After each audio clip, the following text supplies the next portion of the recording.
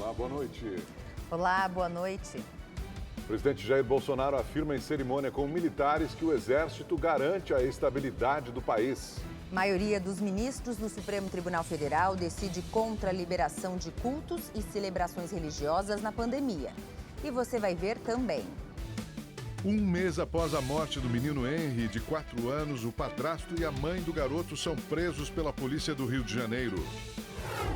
Na decisão, o juiz destaca contradições nos depoimentos do casal e que o vereador Dr. Jairinho praticava abusos físicos e trancava Henry sozinho no quarto. Em São Paulo, o diretor do Instituto Butantan afirma que os insumos para a produção da Coronavac devem chegar até o dia 19 de abril da China. Brasileiros do Rio Grande do Sul atravessam a fronteira com o Uruguai para se vacinar contra a Covid-19. Em um mês após a morte do menino Henry Borel, de apenas 4 anos, a mãe dele, Monique Medeiros, e o padrasto, o vereador Dr. Jairinho, foram presos temporariamente. A gente vai ao Rio de Janeiro falar com o repórter Tony Vendramini, que tem as últimas informações sobre esse caso assombroso, né, Tony? Boa noite. Pois é, Gabriela, boa noite Augusto, boa noite a todos que nos acompanham. E a mãe do menino Henry, a professora Monique Medeiros, já foi transferida para o presídio feminino de Niterói, na região metropolitana do Rio. Ela estava na cadeia pública de Benfica, na zona norte da cidade, onde ainda está o vereador Dr. Jairinho, que é o namorado da Monique. Ainda não se sabe para qual presídio o Dr. Jairinho vai. O casal foi preso hoje de manhã na casa de uma tia de Dr. Jairinho, na zona oeste do Rio. Vamos ver na reportagem.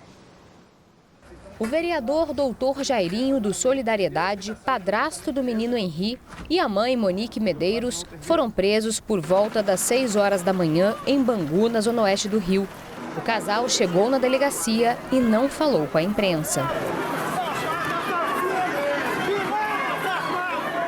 Hoje, os agentes também apreenderam o celular da babá do menino. A polícia quer saber se a funcionária sabia das agressões contra o garoto. O casal teve a prisão temporária decretada por 30 dias. De acordo com a polícia, Dr. Jairinho e Monique estavam atrapalhando as investigações. Eles chegaram a fazer ameaças a testemunhas para combinar versões. O peso da lei tem que recair sobre ele.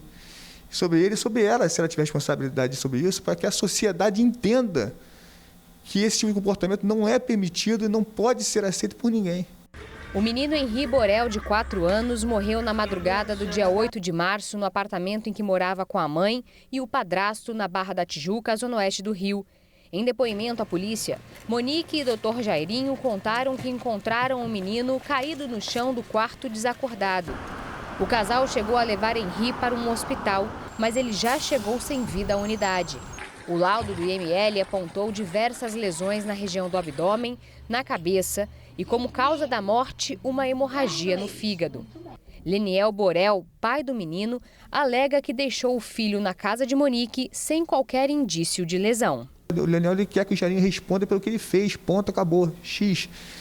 O problema do Leniel é a ex-mulher dele, uma mulher que ele conviveu, eles torturaram o menino. Por que fizeram isso com uma criança de 4 anos, cara? Por que fizeram isso? Todo crime tem uma motivação. A polícia ouviu pelo menos 18 testemunhas e reuniu provas técnicas que descartam a hipótese de acidente. No início do mês foi feita a reconstituição da morte de Henry. Os peritos levaram para o apartamento um boneco com as mesmas características do menino. A reprodução foi feita mesmo com a ausência da mãe e do padrasto. No dia 11 de março, o Dr. Jairinho foi eleito para a Comissão de Ética aqui da Câmara dos Vereadores do Rio de Janeiro. Isso aconteceu 3 dias depois da morte do menino Henry. Hoje, a Comissão de Ética da Câmara dos Vereadores decidiu afastar o Dr. Jairinho por falta de decoro. Quem vai assumir a cadeira do parlamentar no Conselho é o vereador Luiz Ramos Filho, do PMN. O Solidariedade, partido ao qual o Jairinho é filiado, anunciou hoje a expulsão sumária do vereador. Além disso, a Câmara dos Vereadores também anunciou que os salários de Dr. Jairinho estão suspensos. A Polícia Civil não tem dúvida sobre a autoria do crime. Vamos acompanhar na reportagem outros detalhes da investigação. Antes de serem levados para o presídio de Benfica, na zona norte do Rio, porta de entrada do sistema penitenciário, o vereador Dr. Jairinho e a namorada Monique Medeiros ficaram por mais de 5 horas na delegacia da Barra da Tijuca, na zona oeste.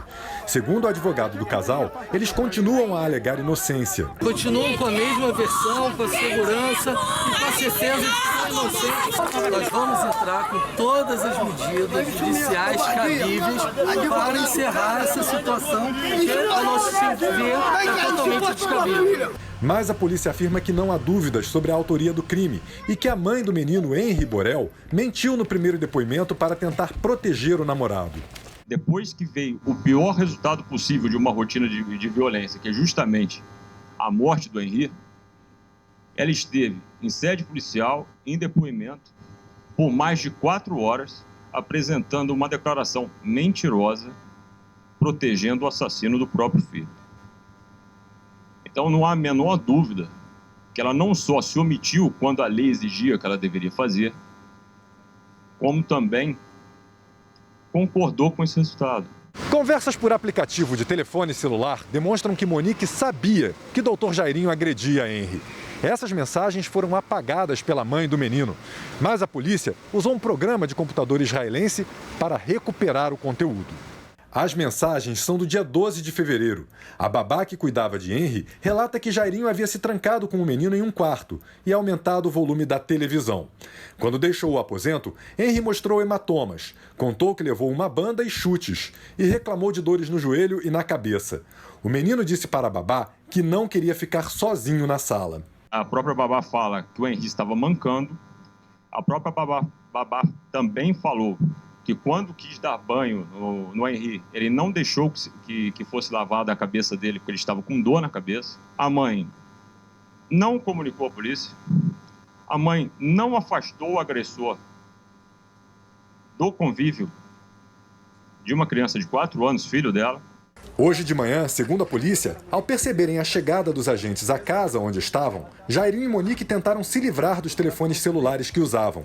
Quando nós adentramos a residência, o casal tentou se desfazer dos aparelhos celulares que estão utilizando, atirando os mesmos pela janela. Não esboçaram qualquer tipo de reação, não ofereceram nenhum tipo de resistência à prisão. A polícia também revelou que Jairinho tentou usar a influência que possui na tentativa de evitar que o corpo de Henry passasse pela perícia no Instituto Médico Legal. Esse alto executivo da área de saúde, assim que soube do que estava se tratando, se negou em absoluto a atender qualquer pedido. Pelo contrário, foi bastante firme no sentido de dizer que era absolutamente necessário que o corpo do Henry fosse ao IML. Questionado sobre a possibilidade da mãe de Henry estar sendo ameaçada por Dr. Jairinho, o delegado responsável pela investigação disse não acreditar nessa hipótese. Ela teve inúmeros momentos em que ela poderia ter falado conosco. O depoimento foi bastante longo. Ela se mostrou bastante à vontade em vários pontos dele. Então, tenho certeza absoluta. Se eu imaginasse minimamente qualquer possibilidade de coação nesse tipo de circunstância, eu jamais teria pedido a prisão dela. A Polícia Militar de Minas Gerais faz um cerco para tentar prender o grupo armado que explodiu uma agência bancária da cidade de Jacuí na madrugada de hoje. Um suspeito morreu durante troca de tiros. Uma câmera de segurança registrou o momento em que parte da quadrilha chegou em uma caminhonete e estacionou em frente à agência do Banco do Brasil. 8 suspeitos participaram do ataque, que durou 15 minutos. Com explosivos, eles conseguiram levar o dinheiro dos caixas eletrônicos, mas não tiveram acesso ao cofre da agência. O valor roubado não foi informado. Um segundo carro usado pelos criminosos ficou parado na porta do quartel da Polícia Militar. Quando deixavam a cidade, houve troca de tiros. Um corpo que seria de um dos bandidos foi encontrado em uma estrada de terra da região, junto aos carros usados pelos suspeitos. Jacuí fica na divisa com São Paulo e a polícia não descarta a possibilidade do grupo ser o mesmo que participou da explosão em 3 bancos de Mococa, no interior paulista, na madrugada de ontem. As buscas continuam na região e até o momento ninguém foi preso. E o Brasil bate novamente o triste recorde de mortes por Covid-19 nas últimas 24 horas. 4.249 pessoas morreram por causa da doença. O repórter Murilo Rincon, ao vivo, tem a atualização desses números para a gente, né, Murilo? Boa noite. Boa noite, Gabriela, Augusto, boa noite para todo mundo que nos acompanha. Com essas 4.249 mortes que você disse, o país já soma, segundo o Ministério da Saúde, 345.025 óbitos por causa da doença. No estado de São Paulo, mais uma vez, esse número diário ficou acima dos 1.000. Foram 1.299 óbitos nas últimas 24 horas. Apesar, desse alto número de mortes, o prefeito de São Paulo, Bruno Covas, do PSDB, afirmou hoje em coletiva que a taxa de isolamento social na capital ficou a 80% durante a antecipação dos feriados. Isso com base no sistema municipal de rastreamento. O índice apresentado por Covas é quase o dobro do apontado pelo Sistema de Monitoramento Inteligente do Estado de São Paulo, o CIMI, que registrou que a média do isolamento no município ficou em 44,7% no mesmo período. Dados da Secretaria Municipal de Saúde apontam que na última semana a taxa média de ocupação de leitos de UTI caiu de 92% para 89%. Hoje, na capital, esse índice é de 87% na rede privada e de 90% na rede municipal e 96% na rede estadual. Para atender a demanda de oxigênio nos leitos de UTI, principalmente, o governo do estado de São Paulo começou a distribuir concentradores de oxigênios para as cidades, os municípios que estão em situação mais crítica da doença. Os detalhes você confere agora na reportagem. Os primeiros 624 concentradores de oxigênio, dos 1.000 comprados pelo governo do estado, chegaram ontem a São Paulo, junto com uma carga de novos cilindros. A liberação dos equipamentos foi feita na manhã de hoje, no armazém do Aeroporto Internacional de Guarulhos, na presença dos secretários estaduais de Saúde, Desenvolvimento Econômico e Desenvolvimento Regional. Nós já distribuímos 540 cilindros e vamos distribuir o restante até o final do mês para garantir o atendimento e o oxigênio em todos os municípios do estado de São Paulo. Os equipamentos usados para o tratamento de casos leves e moderados da doença foram adquiridos após o Conselho Municipal de Secretários de Saúde apontar o risco de desabastecimento em 120 municípios. Com a ajuda desses equipamentos, será possível poupar e destinar os respiradores apenas para casos mais graves. Outra boa notícia é que o presidente do Instituto Butantan anunciou hoje que a remessa de matéria-prima da Coronavac, que está atrasada, deve chegar a São Paulo até o dia 19 de abril. Essa autorização hoje ocorrida na China é importante, 3 mil litros, mas esperamos já para a próxima semana uma nova autorização para 3 mil litros adicionais. Com isso, nós vamos cumprir aí integralmente os nossos compromissos com o povo brasileiro no sentido de fornecimento dessas vacinas. Com a chegada desses 6 mil litros de insumos, a expectativa do Instituto é entregar ao Ministério da Saúde mais 10 milhões de doses da vacina do Butantan. A Polícia Civil e o Procon de São Paulo fecharam mais uma festa clandestina. Festas e eventos estão proibidos no estado, que está na fase emergencial desde o dia 15 de março. A festa acontecia nesta casa noturna no bairro de Interlagos, na zona sul da cidade. 46 pessoas estavam no local, a maioria jovens. Metade delas estava sem máscaras. 10 funcionários do estabelecimento foram levados para a delegacia para prestar depoimento. O local não apresenta condições nenhuma, não tem qualquer tipo de circulação de ar, As pessoas estão aglomeradas lá dentro, fazendo uso de narguilé, de bebida alcoólica,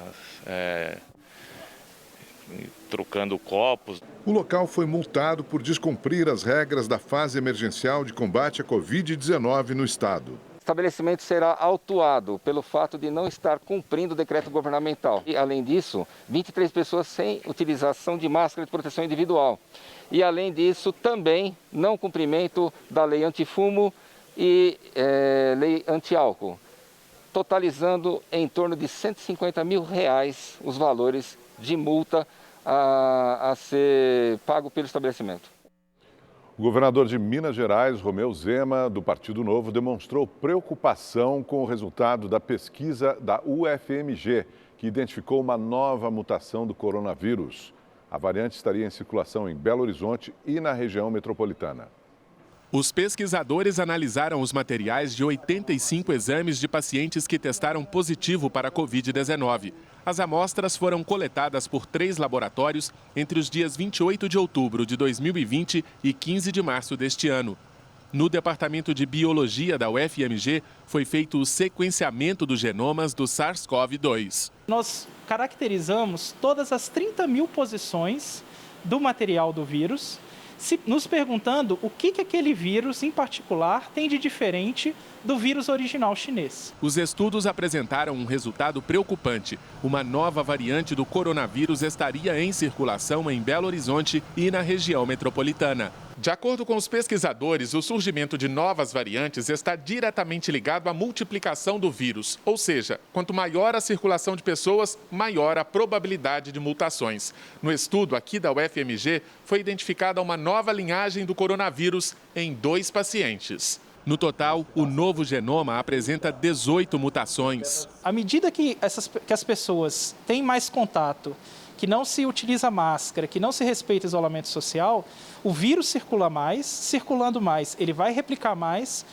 mutações vão surgir e, eventualmente, novas variantes vão ser caracterizadas. Os 2 casos confirmados até agora são de amostras coletadas nos dias 27 e 28 de fevereiro. Segundo os pesquisadores, não há evidência de ligação entre os pacientes, como parentesco ou região residencial, o que reforça a possibilidade de circulação da nova variante. Até o momento, nós só conseguimos identificar 2 amostras. Então, para que a gente formalize essa nova variante, que inclusive nós possamos dar um nome a ela, nós ainda precisamos encontrar outras 3 variantes. Hoje, o governador de Minas Gerais, Romeu Zema, do Partido Novo, anunciou a prorrogação das medidas de isolamento mais restritivas no estado até o dia 18 de abril e demonstrou preocupação com as mutações do novo coronavírus. Uma notícia que indica para nós que o processo de vacinação deve ser agilizado ao máximo, ao nosso limite, porque somente assim nós estaremos evitando que o Brasil seja esse celeiro de mutações, o que só dificulta o controle da doença. E a Agência Nacional de Vigilância Sanitária aprovou hoje um novo teste clínico de uma vacina contra a Covid-19 no Brasil. O imunizante, desenvolvido em parceria com o laboratório do Canadá e outro do Reino Unido, vai testar 30 mil voluntários em todo o mundo, sendo 3.500 brasileiros. E em audiência no Congresso Nacional, que discutiu a possibilidade de quebra de patentes das vacinas contra a Covid-19, o presidente da Anvisa, Antônio Barra Torres, afirmou que a situação crítica da pandemia no Brasil está longe de chegar ao fim.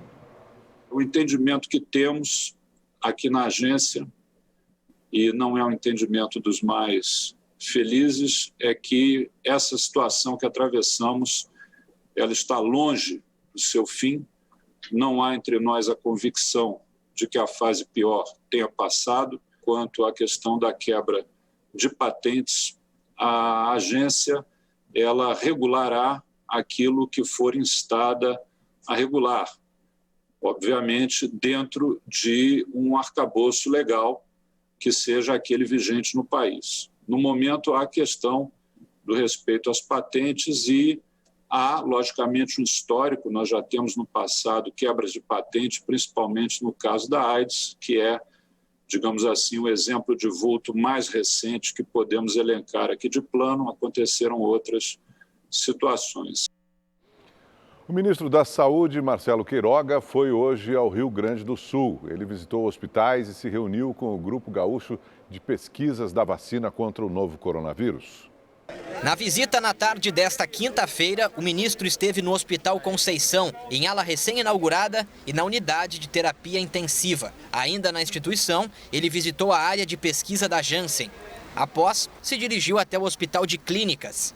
Na ocasião, o ministro afirmou que o Brasil tem 30 milhões e 500 mil doses garantidas para o mês de abril e que a imunização deve seguir no ritmo de 1 milhão de pessoas por dia. A questão hoje é impulsionar essa campanha mais rápida nesses primeiros 3 meses. No segundo semestre nós já temos uma perspectiva de doses mais regulares, mas esse problema não acaba aí, né? Nós precisamos vacinar a nossa população, nós precisamos ajudar os outros países, porque o Brasil é um líder global. O governador Eduardo Leite esteve em reunião com o ministro e solicitou mais 700 equipamentos para auxiliar no tratamento da Covid-19 no estado e a antecipação da vacinação dos professores. Com essas medidas, o governador espera viabilizar a flexibilização de algumas atividades econômicas. Com os planos de fiscalização, nós estamos com segurança de dar um passo no sentido de novas flexibilizações. Nós diminuímos a taxa de contágio do Rio Grande do Sul de cerca de 2,2 do RT, que é a taxa de contágio, para ao redor de 1 nesse momento. Nós derrubamos a taxa de contágio, mas estamos com hospitais super demandados e qualquer oscilação na demanda pode significar, então, uma nova pressão difícil de suportar nos hospitais. A Justiça determinou hoje a volta de medidas restritivas no Distrito Federal por causa da pandemia. A decisão afeta as atividades não essenciais, como comércio de rua, shoppings, bares e restaurantes. As medidas haviam sido impostas em fevereiro, mas foram flexibilizadas no final de março. Uma liminar garantiu o funcionamento desses setores, mas, de acordo com o texto da ação de hoje, a abertura contribuiu com o agravamento da pandemia. O governo do Distrito Federal recorreu da decisão. Quase 400 pacientes aguardam na fila por uma vaga de UTI. Em Brasília, a taxa de ocupação na rede pública é de 97% e na rede particular já atingiu 98%. Brasileiros que moram no Rio Grande do Sul estão aproveitando o avanço da vacinação no Uruguai para se imunizar no país vizinho. Veja na reportagem de Luciana Tadeu. Daniela tem 25 anos e Rafael 29. Apesar de não trabalharem na área da saúde e serem jovens, eles já tomaram a primeira dose da Coronavac. O segredo? O avanço da vacinação no Uruguai. A chácara da família deles está a metros de um dos vários marcos que indicam a divisão da cidade gaúcha de Santana do Livramento do município de Rivera, no Uruguai. Filhos de mãe brasileira e pai uruguaio, os irmãos gaúchos têm dupla nacionalidade e se inscreveram para receber a vacina assim que o país vizinho começou a imunização de menores de 50 anos. A Dani me falou aqui, ia começar a vacinar de 18 anos para até 70, eu já fiquei meio desacreditado, assim, achei que até que era, sei lá, uma fake news, uma mentira, assim. Mas eu fiquei bem esperançoso, assim, sabe? Fiquei, não, vou ir atrás disso aí, ver que é real. Rafael mora atualmente em Porto Alegre e é o único dos seus amigos que recebeu a primeira dose. Já Daniela, que vive com os pais em Livramento, diz que, assim como ela, muitos aproveitaram a dupla cidadania para se imunizar.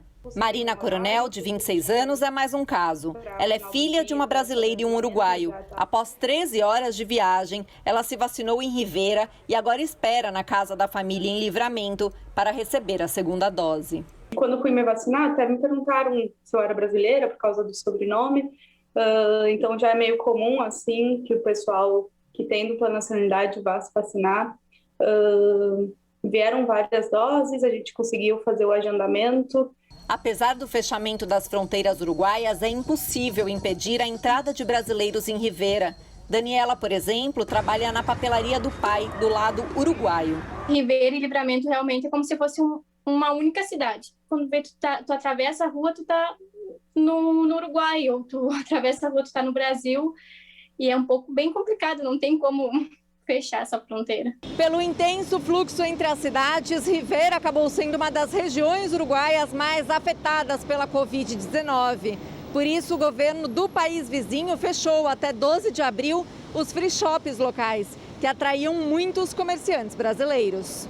Mesmo com a imunização, quem se vacinou sabe que tem que manter todos os cuidados contra a Covid-19 enquanto todos não forem imunizados. Por mais que eu esteja vacinada, não adianta se o coletivo não estiver também, né? Sigo na quarentena, sigo isolada, com as medidas de proteção, porque a gente só vai conseguir voltar ao que era o antigo normal, né? Quando todo mundo conseguir ter acesso à vacinação, né? Luciana Tadeu, de Buenos Aires, para o Rede TV News.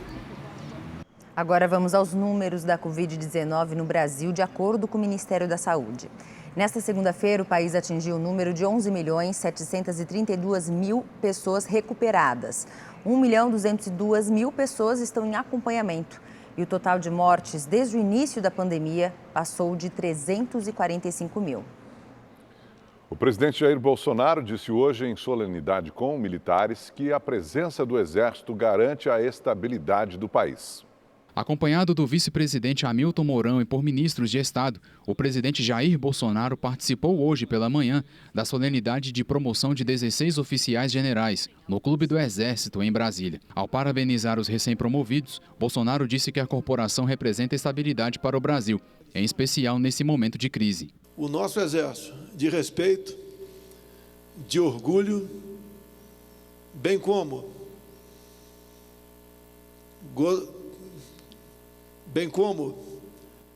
reconhecido por toda a nossa população, representa para o nosso Brasil uma estabilidade. Nós atuamos dentro das 4 linhas da nossa Constituição. Devemos e sempre agiremos assim. Por outro lado, não podemos admitir quem, porventura, queira sair deste balizamento. À tarde, no Palácio do Planalto, o presidente participou de outra solenidade, a de cumprimento aos 57 oficiais generais promovidos da Marinha, Exército e Aeronáutica. Na semana passada, Bolsonaro demitiu o general da reserva Fernando Azevedo e Silva do comando do Ministério da Defesa, colocando no lugar o também general e ex-ministro da Casa Civil, Walter Braga Neto. Os comandantes do Exército, da Marinha e da Aeronáutica também foram exonerados. 4 milhões de reais. Esse é o valor que a Rede TV já distribuiu em prêmios nos sorteios do Festival de Prêmios do Rede TV Plus. E olha, as chances de ganhar não param com o novo Sorte Agora. Os sorteios são diários e você pode levar notebooks, Smart TVs e até iPhones 12. Tem também um Kwid saindo todo domingo no Encrenca e uma Mercedes C180 no final da promoção. Continue assinando e tem ainda mais chances de ganhar. E se deixou de assinar, agora é a hora de voltar. Aponte a câmera do seu celular para o QR Code na tela ou acesse redetvplus.com.br. Você paga menos de 75 centavos por dia e pode usar o Pix, cartão de crédito ou o cartão virtual de débito da Caixa. Com as academias fechadas por causa das restrições provocadas pela pandemia, manter uma atividade física regular se tornou um desafio. Porém, parte da população encontrou um jeitinho de continuar se exercitando sem descumprir as medidas de segurança. Como? Aderindo às práticas de atividades físicas ao ar livre. Que praticar exercícios físicos faz bem para o corpo e para a mente, isso todo mundo sabe. Mas como conseguir manter uma rotina de treinos em meio à pandemia? Com as restrições do governo e com o avanço da Covid-19 no país, ficou mais difícil conseguir praticar uma atividade regular. Mas os especialistas afirmam, é preciso se exercitar. Além do trabalho corpo e mente, a atividade física traz diversos benefícios para o nosso organismo, melhorando o nosso sistema metabólico, melhorando a nossa cabeça, nesse período de isolamento, onde estamos aí passando por diversas situações, onde a galera está sofrendo com problemas psicossomáticos, e dentro disso, a atividade física, o exercício, ele consegue contribuir, fazendo com que o indivíduo ele se torne mais saudável e mais ativo. Segundo a Organização Mundial da Saúde, para prevenir e tratar doenças cardíacas, depressão, ansiedade e muitas outras, é preciso se mexer. A recomendação é para que adultos façam de 2h30 a 5 horas semanais de exercícios aeróbicos moderados, como andar de bicicleta ou fazer caminhadas rápidas, enquanto que a média para crianças e adolescentes deve ser de pelo menos 1 hora por dia. De acordo com uma publicação em uma revista científica britânica, 40 minutos diários de atividade física ao ar livre pode diminuir o risco de morte precoce. Foi pensando nisso que a Prefeitura de Itaguaí, na região metropolitana do Rio de Janeiro, decidiu apostar no esporte ao ar livre para melhorar a imunidade e o emocional da população, sem deixar de lado as medidas de segurança. Começamos a fazer aulas de funcional, aulas de zumba, aulas que você não tem contato físico das pessoas, mas com distanciamento, álcool gel, uso de máscara, todas as regras que é a necessidade do Covid em um local aberto, para evitar justamente essa contaminação. A dona Virgínia pegou Covid em dezembro do ano passado e teve 20% do pulmão comprometido. Com as atividades oferecidas pela prefeitura, ela conta que hoje se sente com a saúde em dia e que também recuperou a autoestima. Muito mais saúde, mais felicidade, mais vigor, que apesar dos meus 69 anos, eu acho que eu tenho 30, e a minha cabeça é maravilhosa, ficou bem melhor do que eu era. Para a gestão municipal, além de proporcionar mais qualidade de vida à população, o projeto também foi uma estratégia encontrada para tentar aliviar a pressão sobre o centro de terapia intensiva do município, que está com lotação máxima. A prefeitura está fazendo a parte dela, mas eu preciso da população, tá? Não aglomerar, usar máscara, álcool em gel, lavar sempre as mãos, porque esse ainda é o tratamento. A prevenção é o melhor tratamento. Mas nem todos os estados permitem atividades em grupo ao ar livre. São Paulo, por exemplo, vem batendo recordes diários de mortes provocadas pelo coronavírus. E por isso, a orientação continua sendo o isolamento social. Ainda assim, este especialista garante que, mesmo em casa, é possível manter a rotina de exercícios. Se nesse momento não está sendo possível frequentar parques, academias, praticar esportes coletivos, que se mantenha atividade física em casa. Hoje há uma profusão enorme de vídeos, de conteúdo na internet que pode ajudar a orientar e sugerir atividade física dentro de casa. Com esse período agora da vacinação, a gente conseguiu estar aumentando o número de pessoas que estão praticando o projeto, qualidade de vida, estão tendo mais saúde, tanto física quanto mental, e eles estão conseguindo lidar também com as sequelas do Covid através dos nossos projetos de esporte. Por 9-2, o Supremo Tribunal Federal decidiu que estados e municípios podem proibir a realização de missas e cultos presenciais como forma de conter a disseminação do novo coronavírus. A decisão foi tomada em uma ação que questionava um decreto do estado de São Paulo. O julgamento já tinha sido iniciado ontem, com o voto do relator, ministro Gilmar Mendes, que defendeu a possibilidade de proibição dos eventos religiosos. O tema entrou na pauta justamente porque Mendes e o ministro Nunes Marques tomaram decisões divergentes envolvendo o assunto. Marques foi quem reabriu o julgamento de hoje e já iniciou falando que, independentemente do resultado, passará a adotar o que for decidido pelo plenário. Eu rejeito a questão de ordem. E, de antemão, exatamente por considerar que há coincidência parcial de objetos, eu já me comprometo a me curvar à inteligência da maioria deste colegiado e aplicar ao meu veredito o que for decidido nesse julgamento. Ao entrar no mérito da discussão, indiretamente, Marques rebateu Gilmar Mendes, que durante o voto de ontem criticou o negacionismo de algumas pessoas. Tenho ouvido constantemente a afirmação de que vivemos a pior crise sanitária dos últimos 100 anos. Não discuto isso. É verdade. Vivemos mesmo. Porém, me chama a atenção, como juiz constitucional, o fato de que vivemos também uma das maiores crises dos direitos individuais e coletivos dos últimos 100 anos. Isso também é preocupante. Como se isso não bastasse, criou-se uma atmosfera de intolerância, na qual não se pode mais falar sobre os direitos das pessoas, porque isso logo é taxado de negacionismo. O magistrado abriu a divergência votando contra a proibição dos cultos e missas presenciais e reconhecendo a atividade religiosa como direito constitucional inviolável. Marques lembrou que muitas vezes as igrejas são o único local onde os fiéis encontram apoio emocional e ressaltou o importante trabalho de assistência social que as instituições fazem. Também argumentou que muitas cidades já estavam com as atividades religiosas liberadas e várias delas sem critérios de segurança. A decisão que ele tomou determinava que os templos só poderiam receber 25% da capacidade, com medidas de distanciamento e uso obrigatório de máscara.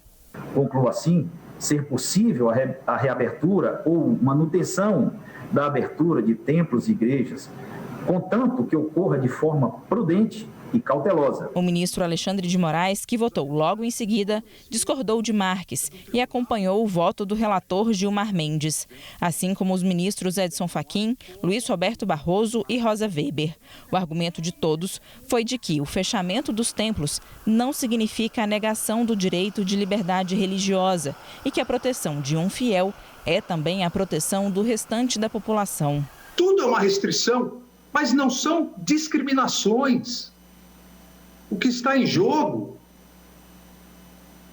é a defesa da vida, da saúde de todos os brasileiros, independentemente da crença. Não há como, no auge da pandemia, reconhecer qualquer vício de inconstitucionalidade na restrição temporária e excepcional desse exercício. No voto mais rápido do dia, o ministro Dias Toffoli acompanhou o voto do ministro Nunes Marques.